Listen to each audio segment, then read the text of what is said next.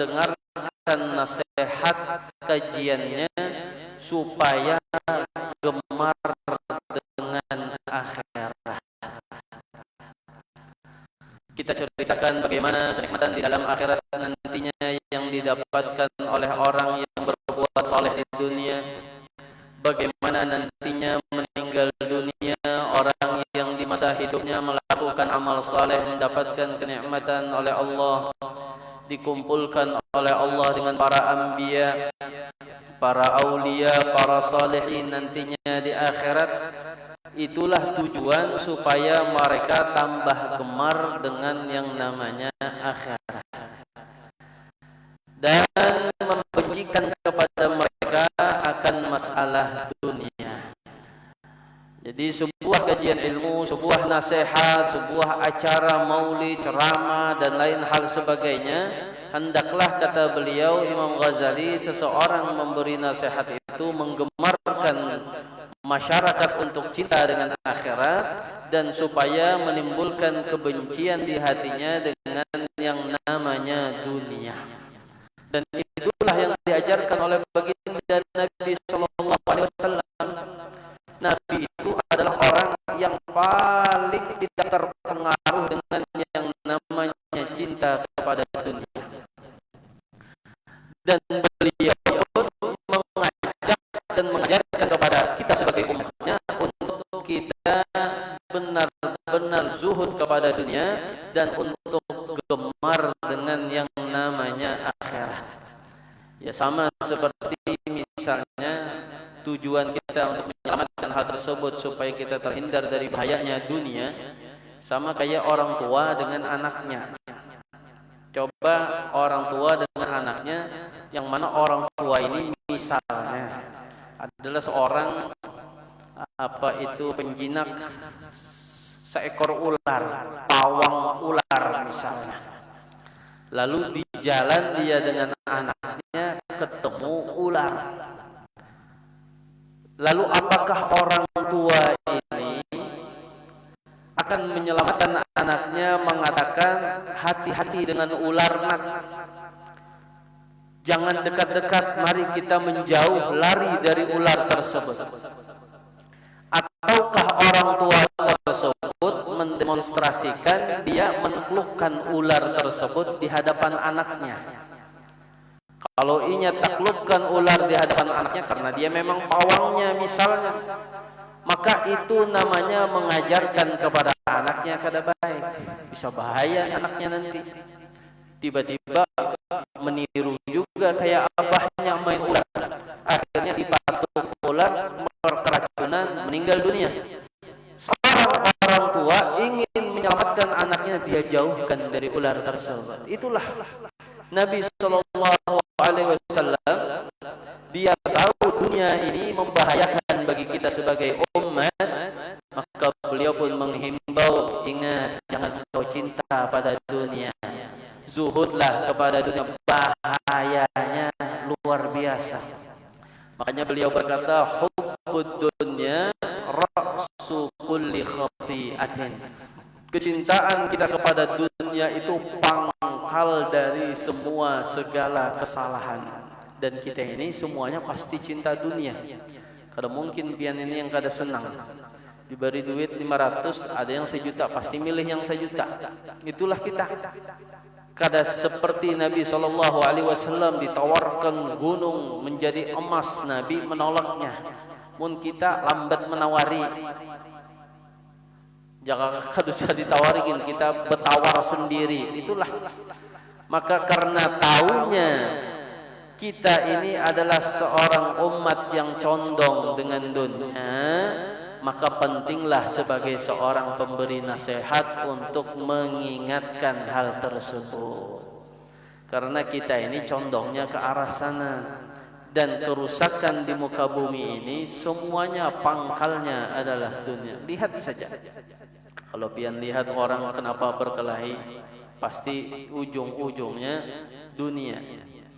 Ada orang kenapa dia saling bunuh-membunuh, ujung-ujungnya adalah masalah dunia. Nah, itu kada terlepas, dan itulah pangkal dari segala kesalahan, kata Nabi. Nah, kita diajarkan untuk kita itu di dalam hal memberi nasihat agar menggemarkan akhirat dan membenci dalam masalah dunia. Bukan berarti kita tidak memiliki dunia, tapi dunia tidak ada di dalam hati kita. Ya, bukan berarti ini supaya kita benci dunia berarti kita buang aja dunianya. Tidak. Dengan dunia kita bisa menjadikan dunia sebagai jembatan untuk kita meraih ridhonya Allah Subhanahu wa taala. Dan engkau ajarkan kepada mereka itu ilmu untuk mereka dapat beribadah kepada Allah dengan sempurna. Ajarkan. Bukan masalah kita memberikan nasihat malah dia semakin gemar untuk memperbanyak dunia.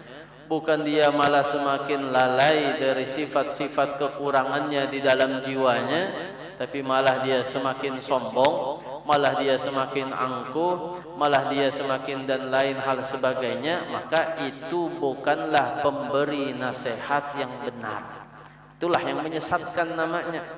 Maka harusnya kita itu diajarkan untuk beribadah, dan itulah tujuan kita seorang manusia diciptakan oleh Allah. Sebagaimana Allah berfirman, "Wa ma khalaqtul jinna wal insa illa liya'budun." Kata Allah, tidaklah aku ciptakan manusia dan jin kecuali untuk menyembah. Bukan berarti Allah perintahkan kita menyembah, Allah membutuhkan apa yang kita lakukan dari amal taat, tidak. Tapi kembalinya apa yang kita lakukan itu adalah kepada kita sendiri. Apa yang kita lakukan dari amal taat untuk menyelamatkan kita nantinya di akhirat. Kita diajak untuk beribadah kepada Allah bukan semata-mata supaya Allah mulia dengan ibadah kita. Tidak, Allah tidak membutuhkan dengan apa yang kita lakukan. Allah bukan seperti manusia, harus dipuja, harus diangkat, harus ditolong supaya kedudukannya semakin tinggi. Bukan. Sekalipun semua manusia bermaksiat kepada Allah, tidak akan mengurangi kemuliaan keagungan Allah Subhanahu wa taala. Sekalipun semua orang taat kepada Allah, tidak akan membantu di dalam tetapnya kemuliaan keagungan Allah Subhanahu wa taala. Man amila salihan falinafsih, siapa orang yang melaksanakan amal kebaikan maka itu untuk dirinya sendiri. Kita melakukan amal taat supaya kita selamat. Allah perintahkan kita untuk salat, Allah perintahkan kita untuk puasa, Allah perintahkan kita untuk bersedekah, Allah perintahkan kita untuk qiyamul lail, Allah perintahkan kita untuk berbuat baik kepada sesama muslim. Bukan Allah membutuhkan apa yang kita lakukan, tapi Allah menginginkan kita supaya selamat dengan apa yang kita lakukan tersebut. Lalu di situ ada larangan yang Allah larang kepada kita. Ini haram, berzina haram, minuman keras haram, mencuri harta orang lain haram, menzalimi orang lain haram. Bukan Allah semata-mata melarang supaya dia semakin agung, tapi supaya kita ini selamat daripada hal tersebut nantinya di akhirat. Contohnya saja, kalau pian ini misalnya ditawari ada racun, setetes aja, ayo siapa yang mau racun nih, dijilat aja. Kada aku. Kenapa? Dia tahu itu membahayakan bagi dirinya. Sama halnya kita ditawarkan misalnya api saja, sentuh sedikit aja di kulit kita misalnya, jangan sakit, kenapa, di rambut aja sedikit, kada mau juga. Kenapa? Membahayakan. Maka itulah Allah berikan kita perintah dan larangan supaya tiada lain untuk menyelamatkan kita. Dan itulah yang harusnya, kata Imam Ghazali, seorang pemberi nasihat untuk memberikan nasihat tentang perintah kita untuk gemar beribadah kepada Allah dengan sempurna. Dan engkau tunjukkan kepada mereka jalan daripada kezuhudan daripada dunia. Zuhud artinya tidak rakus dengan yang namanya dunia, biasa saja. tidak sampai rakus meninggalkan yang wajib, melanggar sesuatu yang Allah haramkan karena semata-mata menginginkan rakusnya dunia, maka itulah yang harus diajarkan di dalam nasihat untuk mengajarkan kita mengambil kepada kezuhudan daripada dunia.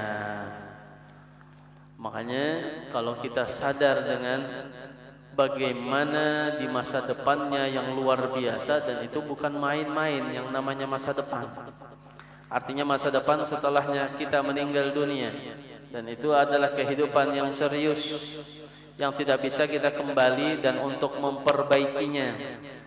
Pernah Nabi SAW itu melihat sekelompok para sahabatnya yang sedang ketawa-ketawa.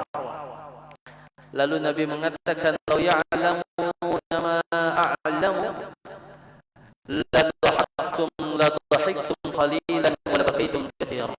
Kata Nabi SAW, jikalau kalian ini memahami apa yang aku paham, maka niscaya kalian akan banyak menangis di dunia ketimbang banyak ketawa hidup di dunia. Apa artinya seandainya kata Nabi kalian paham apa yang aku pahami? Artinya Nabi itu paham setelah kehidupan dunia ada nanti yang namanya malaikat Israel yang mencabut nyawa kita. Nabi paham bahwasanya bagaimana keadaan sakaratul maut. Nabi paham bagaimana keadaan fitnah di alam kubur. Nabi paham bagaimana padang mahsyar, bagaimana kita disidang di hadapan Allah, bagaimana kita melintas siratal mustaqim. Lalu pahamnya Nabi itu, seandainya kalian memahami apa yang aku paham, kata Nabi, maka niscaya kalian hidup di dunia ini lebih banyak menangis ketimbang lebih banyak ketawanya. Artinya bukan berarti kita itu di dalam memberi nasihat, wah ini mengancam aja dengan masyarakat ini pemberi nasihat. Kalau ancaman untuk menyelamatkan itu bagus. Tapi kalau pian mengancam orang supaya orang putus asa, itu yang kada baik. Kita mengancam hati-hati, sadang sudah bermaksiat, ingat ikam kena mati kayak apa ke depannya. Amal ikam bagaimana di padang mahsyar? Apakah engkau pasti akan selamat di persidangannya Allah? Melintas siratal mustaqim tujuannya supaya dia sadar lalu mau kembali kepada Allah, bukan menakuti karena supaya orang putus asa. Itu yang kada baik. Orang sakit ditakuti supaya putus asa. Sakit apa Pak? Oh, sakit ini itu lain hal. Udah Pak, pasrah aja lah. Kalau usah diobati penyakit kayak pian pasti mati sudah. Itu membuat orang putus asa. Itu yang kada baik. Kalau kita memberi ketakutan tapi untuk menyelamatkan dia, ini adalah sesuatu yang dianjurkan di dalam hal memberikan nasihat. Dan engkau tunjukkan kepada mereka jalan kezuhudan, karena kebiasaan orang yang, karena kebiasaan bagi mereka manusia itu ialah suka melanggar daripada aturan syariat yang Allah buat. Itu kebiasaannya kita manusia. Kita tuh telah dilarang oleh syariat sesuatu yang haram. Jangan melihat perempuan yang bukan mahramnya. Kita senang melihatnya. Kata syariat, jangan engkau menggosip dan mendengarkan gosip, tapi kita senang mendengarkannya dan membicarakannya orang lain. Kata syariat, jangan begini, jangan begitu, tapi kita senang melanggarnya. Itu tabiat, kebiasaan manusia adalah al-zail, suka melanggar. Maka tujuan kita menasihati supaya merubah sifat orang yang suka melanggar tadi menjadi sadar dan paham bahwasanya yang dia lakukan itu mengakibatkan nantinya kebinasaan daripada dia di akhiratnya, membuat dia nanti di akhiratnya menjadi sesuatu kerugian yang luar biasa. Itulah tujuan daripada sebuah nasihat. dan mengerjakan perkara-perkara yang tidak diridhai oleh Allah Subhanahu wa taala. Itulah manusia. Sukanya lalai, melanggar syariat dan mengerjakan perkara-perkara yang tidak diridhai oleh Allah Subhanahu wa taala. Maka kita akan termasuk diri kita ke dalam jurang akhlak yang hina. Kayak inilah perlu ditegur, inilah perlu dinasehati. Dan kunci dari itu semua adalah kalau orang mau memandang masa depannya, memikir masa depannya, niscaya dia akan berubah dari kebiasaan melanggar dan mengerjakan sesuatu yang tidak diridhai oleh Allah. Makanya Allah dalam Al-Quran mengatakan, ya ayyuhalladzina amanu taqullah wal tanzur ma qaddamat lighad. Wahai orang-orang yang beriman, kata Allah, bertakwalah kalian kepada Allah, takutlah kalian kepada Allah, dan pikirkanlah bagaimana masa depan kalian. Pikirkan, kita mau bermaksiat, ditegur, dinasehati, lalu kita akan memikirkan, aku mau maksiat, maka kita pikirkan bagaimana nanti aku dalam kubur kalau aku maksiat, habis dipukuli malaikat ini, maka kita akan jadi mengerjakan maksiat. Kita ingin mencuri, ingat nanti akan dipertanyakan oleh Allah harta yang kita curi, maka kita pun akan meninggalkan hal yang tidak diridhai oleh Allah tersebut. Apa kuncinya? Pikirkan bagaimana masa depannya kita. Dan itu adalah sebuah kepastian, yaitu hari pembalasan dari Allah Subhanahu wa taala. Dan maka hendaklah engkau campakkan ke dalam hati mereka, masukkan ke dalam hati mereka akan rasa takut dan bimbang, dan nyatakan kepada mereka bahaya yang akan mereka hadapi. Nanti bahayanya luar biasa di akhirat. Nanti bahayanya akan sangat luar biasa, sebagaimana Allah gambarkan kita di padang mahsyar. Kalau kita di dunia jatuh, masih banyak yang membantu, Pak. Kita jatuh di dunia, masih ada saudara yang membantu, masih ada orang tua yang membantu kita, masih ada anak kita yang membalas budi sama kita. Tapi kalau sudah di akhirat, kalau sudah di padang mahsyar, yang Allah gambarkan, yauma yafirrul mar'u min akhihi wa ummihi wa abihi sahibatihi wa bani, semuanya berlarian, takut berjumpa dengan keluarganya, karena satu dengan yang lainnya akan saling menuntut dengan hal lainnya di dalam masalah dunia. Di dunia, Masya Allah, kita balas budi dengan orang tua. Di akhirat, jangan-jangan jauh-jauh kita akan membalas budi mendekat orang tua kita saja kita tidak akan mau, karena takut dituntut akan sesuatu yang dia tuntut dari amal pahala kita. Anak kita mungkin di dunia Masya Allah bakti sama kita, di akhirat belum tentu. Semua akan bepergian dari kita, ya, kecuali orang-orang yang dikatakan oleh Nabi yang bisa memberikan syafaat.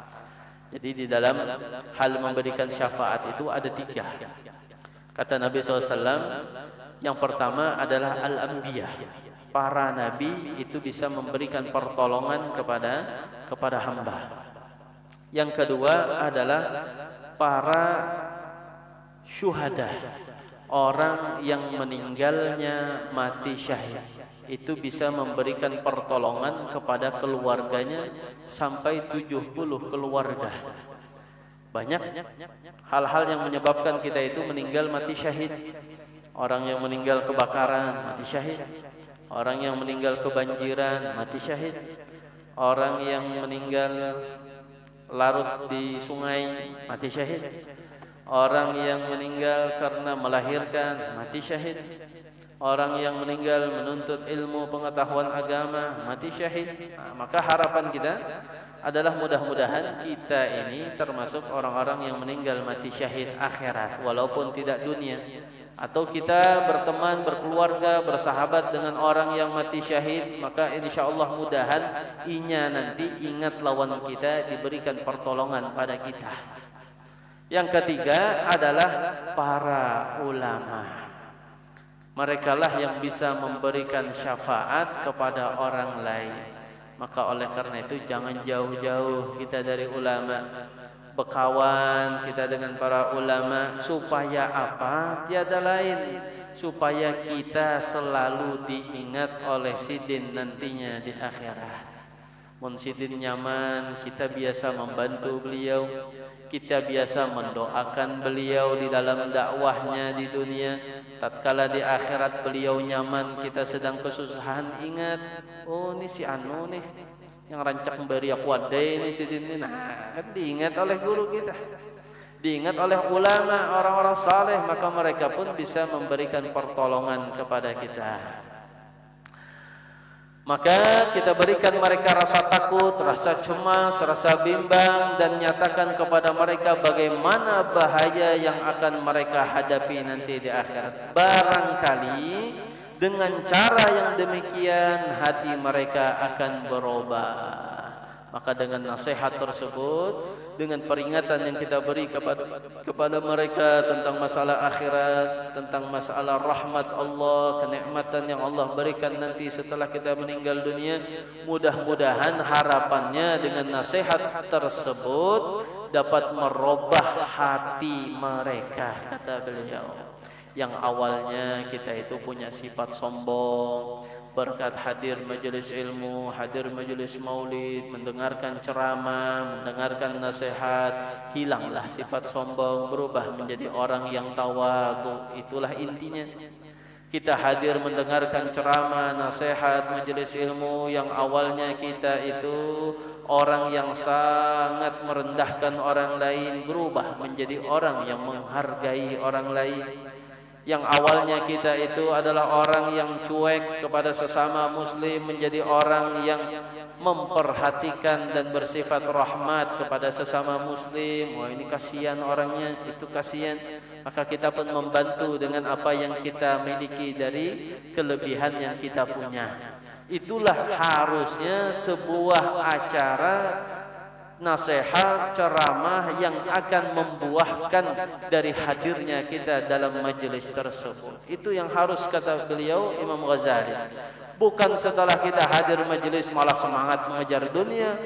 Bukan kita setelah hadir majelis, bukan apa yang kita bawa faedah untuk kita berikan kepada anak istri di rumah, tapi malah mengajarkan menjadi orang yang sombong, malah mengajarkan menjadi orang yang iri dengki, malah membenci sesama muslim, bukannya mempersatukan sesama muslim. Maka itu bukanlah seorang penceramah, sebuah majelis yang diridhai oleh Allah Subhanahu wa taala.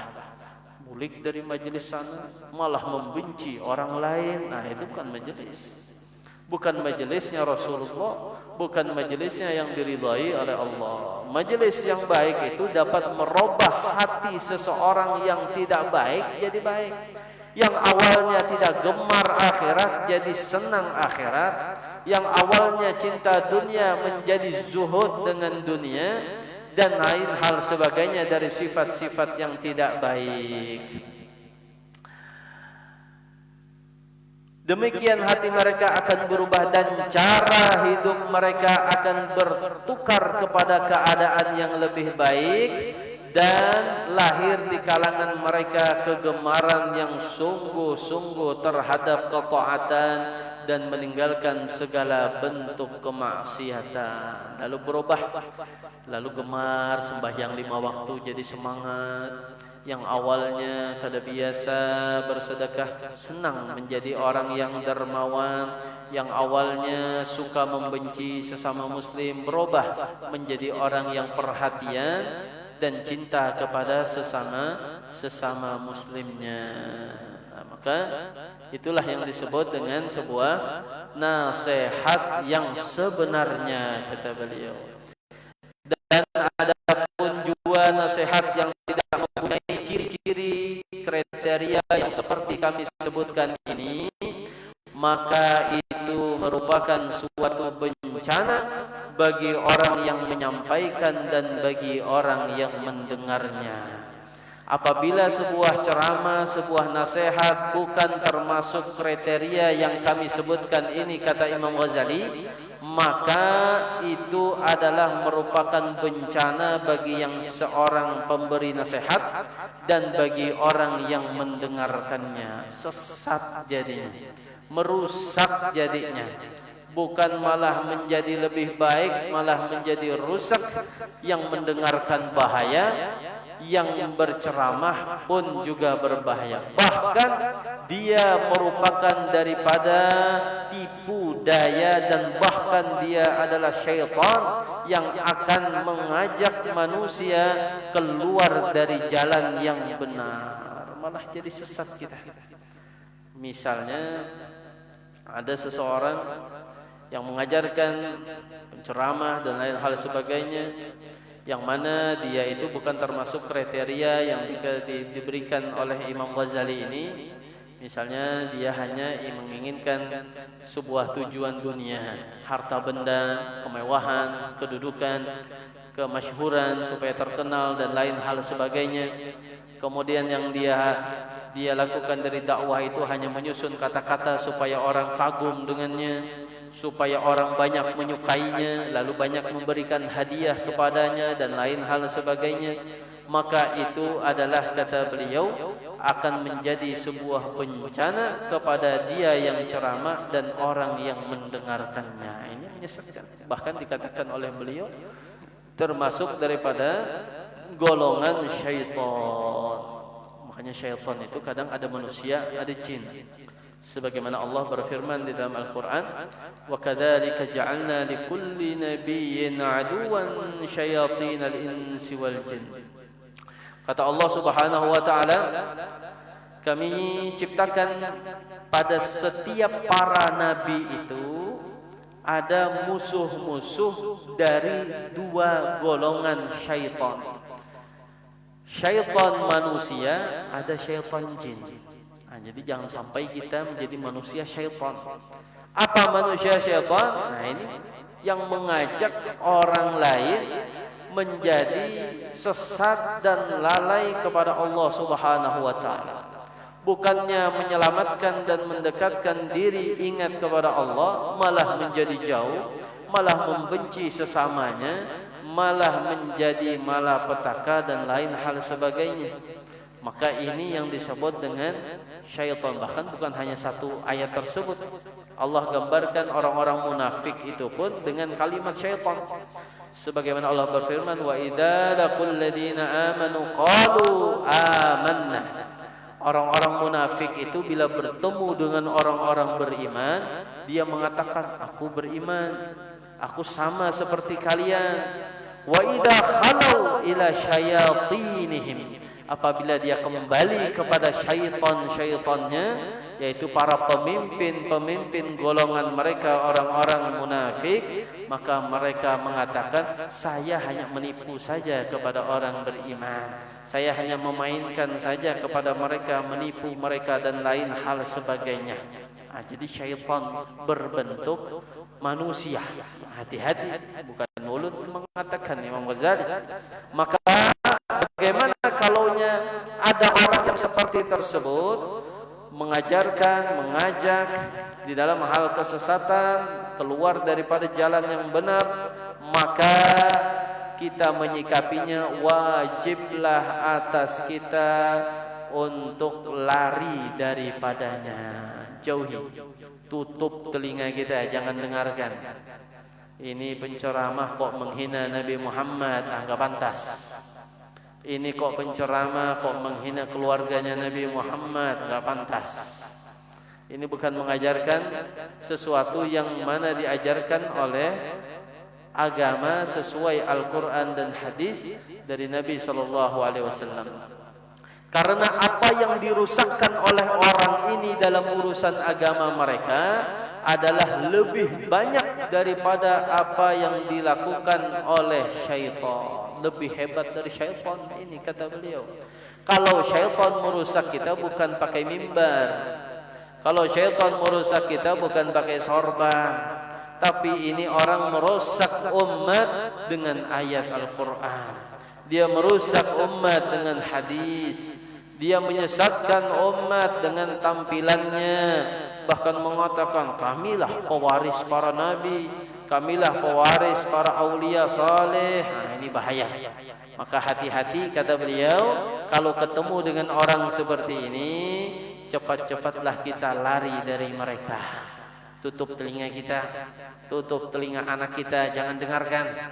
Ini kada pantas. Kok acara haul, kok acara pengajian, kok begini isinya, kok porno, kok malah ketawa-ketawa, bukan mengingatkan kepada Allah, bukan gemar untuk kita beribadah kepada Allah, tapi kok malah sebaliknya. Maka hindari kata beliau dari hal tersebut. Dan barang siapa yang ada kekuasaan, punya jabatan, atau dia mampu untuk merubah hal tersebut, maka wajiblah dia menurunkannya daripada atas mimbar-mimbar muslimin. Kalau pang di daerah kita misalnya kita undang, akhirnya dia berceramah dan lain hal sebagainya, kok kada pantas yang disampaikan, turunkan kata beliau. Wajib bagi kita yang punya kekuasaan atau bagi kita yang mampu untuk menurunkannya. Tidak pantas. Ini bahayanya luar biasa. Bisa menyesatkan daripada umat. Ada pelajaran buka, wallahu a'lam, ini guru datang dari mana, awalnya mengaji di mana, kok hadir dari pengajian situ malah semakin kita jauh dari Allah, harusnya kita semakin dekat, malah di sana diajarkan untuk sholat tidak wajib lagi. Bahwa ya, sekarang kan macam-macam fitnah yang tersebar di sosial media itu, ada yang seperti ini seperti itu. Maka kita harus hati-hati di dalam memilih seorang guru untuk kita benar-benar mendapatkan sebagaimana yang kriteria disebutkan oleh Imam Ghazali ini. Maka wajib kita menahannya daripada meneruskan nasihatnya. Stop, jangan kasih mimbar lagi orang seperti ini, jangan kasih tempat lagi orang seperti ini untuk menyesatkan umat, karena ini termasuk dalam kategori amar ma'ruf nahi munkar. Tapi bukan berarti kita membenci seseorang, bukan. Jadi kita harus ada ukuran lah dalam mencintai, dalam membenci. Maka cintailah seseorang itu sesuai dengan Al-Quran dan hadis. Benci seseorang karena Allah, karena Al-Quran dan hadis. Bukan karena kita membenci manusianya, bukan kita membenci karena dianya seorang muslimnya, tidak. Tapi karena sifatnya tersebutlah kita membencinya. Sebagaimana yang dikatakan oleh Syekh Abdul Qadir Jailani di dalam perkataannya, iyyakum an tuhibbu ahadan aw tabghuduhu illa ba'da urida af'aluhu 'ala al-kitab was sunnah. Kata beliau, hati-hati oleh kalian, janganlah kalian mencintai atau membenci seseorang itu kecuali setelah nampak perbuatannya yang mana perbuatannya itu bertentangan dengan Al-Quran dan hadis. Bila orang ini jelas-jelas sudah kada sama dengan apa yang disebutkan Al-Quran, apa yang disebutkan di dalam hadis Nabi, maka kita harus membenci, tidak mencintainya. La tuhibbuhu bil hawa wa tabghuduhu bil hawa. Janganlah kalian itu, kata beliau, mencintai dan membenci seseorang karena hawa nafsu. Cinta dengan kelompok ini, cinta dengan organisasi ini, padahal di situ dia melanggar daripada syariat Allah, maka jangan kita cinta. Dan jangan pula membenci seseorang sampai kita mengetahui bahwa ini adalah orang yang memang dibenci oleh Allah. Ini memang orang yang membenci Rasulullah, maka kita pun berhak untuk membenci daripada mereka. Inilah kriteria harusnya seorang pendakwah, penceramah yang harus kita dapatkan dalam hal menyampaikan ilmu atau nasihat apapun, supaya nasihat itu benar-benar untuk menyelamatkan umat. Yang pertama, Yang kedua, di dalam kita memberikan nasihat, tidak banyak menyusun kata bahasa supaya orang senang dengan kita. Bukan itu tujuannya. Maka itulah dakwah yang benar, itulah orang yang berhak kita untuk ikuti nasihat dan ceramahnya. Jadi perlu cari. Kalau dulu Masya Allah, kalau kita lihat ulama salihin, mereka itu kadang bahasanya sedikit, tapi Masya Allah yang mendengarkannya sampai histeris, menangis, hanyut di dalam nasihat beliau. Padahal kata-katanya singkat saja, biasa saja.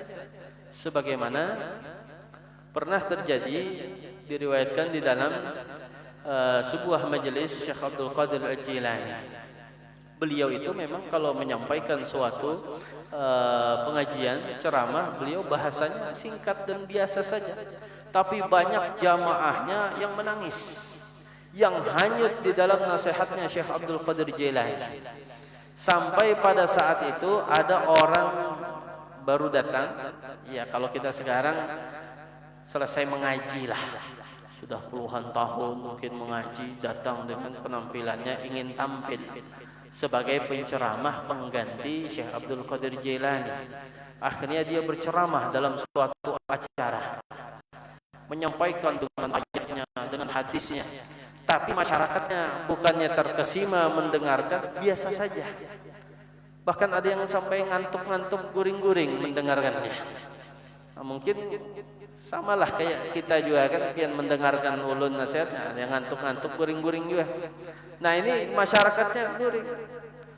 Setelah itu Syekh Abdul Qadir Jilani yang ngomong. Setelah selesai dia ceramah, Syekh Abdul Qadir Jilani bicara. Sekarang aku nggak ceramah, kata beliau, karena sudah ada penceramah kita tadi. Aku cuma mau bercerita. Pada satu waktu aku pernah merasakan kelaparan, dan aku menginginkan sebuah makanan untuk menganjal kelaparanku, kata beliau. Dan aku punya sedikit daripada uang yang kumiliki, ingin untuk membeli ke pasar sedikit daripada lauk pauk ikan. Setelah aku beli, kata beliau, aku masak di rumah, digoreng atau dipanggang beliau. Cuman aku lupa dengan hal tersebut, akhirnya gorengannya gosong, ikannya hangus kepanggang. Maka tidak dapat ku makan dan ku lempar, ku buang untuk kucing, kata beliau. Ceritanya hanya begitu. Masyarakatnya Masya Allah nangis mendengarkan cerita tersebut. Heran orang yang berceramah tadi. Selesai dipanggilnya jamaah, wahai masyarakat, aku ingin bertanya, kenapa kalian menangis tatkala mendengar ceritanya Syekh Abdul Qadir Jilani? Oh, itu sangat dalam maknanya. Cuman cerita masalah beliau kelaparan lalu beli ikan, kok kalian menangis histeris? Sedangkan ini ceramah malah mengantuk guring. Akhirnya orang tersebut pun mengatakan, engkau tidak mengetahui apa yang tersirat dari apa yang dikatakan oleh Syekh Abdul Qadir Jilani. Beliau mengatakan sedang kelaparan dan ingin menikmati daripada sebuah ikan yang akan beliau beli untuk menghilangkan rasa lapar di perutnya. Begitulah kehidupan kita di dunia ini, hidup dalam kesusahan tapi mengharapkan kenikmatan surga Allah nantinya di akhirat. Lalu beliau punya sedikit harta, dibelikannya ikan. Begitulah kita hidup di dunia, punya sedikit amal ibadah, lalu mengharapkan mendapatkan daripada syurganya Allah Subhanahu wa ta'ala. Setelah itu beliau lupa di dalam menggoreng ikan tadi menjadi gosong. Begitulah kita sudah amalnya sedikit, kata beliau, kita lupa dengan Allah, amal ibadah sudah sedikit, malah ibadahnya ria, malah ibadahnya sombong, malah ibadahnya ujub, ingin menampakkan kepada orang lain, maka gosonglah ibadah tersebut, tidak ada nilainya. Maka dilemparlah oleh beliau ikan yang gosong itu kepada kucing. Begitulah kita, sudah amalnya sedikit, hidup susah di dunia, harapannya mendapatkan surga, lalu amal ibadah sedikit itu dicederai dengan sifat-sifat yang tidak baik, dilemparlah kita ke dalam api neraka, lalu dimakan, disiksa kita oleh malaikat seekor kucing tersebut. Itulah ceritanya Syekh Abdul Qadir Jailani. Maka menangislah orang tadi itu. Itu hebat, bahasanya sedikit, tapi masyarakatnya luar biasa, tersentuh sampai ke dalam hatinya. Kenapa? Karena yang menyampaikan hatinya bersih dan ikhlas. Maka mudah-mudahan kita diberi oleh Allah karunia ikhlas di dalam hal melaksanakan ibadah kepada Allah Subhanahu wa taala, supaya amal ibadah kita diterima oleh Allah. Amin. Amin ya rabbal alamin. Mudah-mudahan kita pun dikaruniai seorang guru yang luar biasa. Walaupun kita hanya membaca kitabnya, mudah-mudahan kita dibimbing oleh beliau di dalam mendapatkan seorang guru murabbi untuk menjadikan kita lebih baik dari hari-hari sebelumnya, insyaallah. Amin Allahumma amin. Yang punya hajat, mudah-mudahan Allah kabulkan hajatnya. Yang punya salah khilaf, mudah-mudahan Allah ampuni berkat majelis mulia ini. Yang meninggal dunia keluarga kita, mudah-mudahan Allah angkat amal ibadahnya, diterima amal ibadahnya, dihapuskan segala dosanya, ditempatkan di tempat surganya Allah Subhanahu wa taala. Amin. Amin ya rabbal alamin. Ala hadhihi niyyah wa ala niyatin salihah bisirrin nabi wa lin nabi bisirril Fatihah.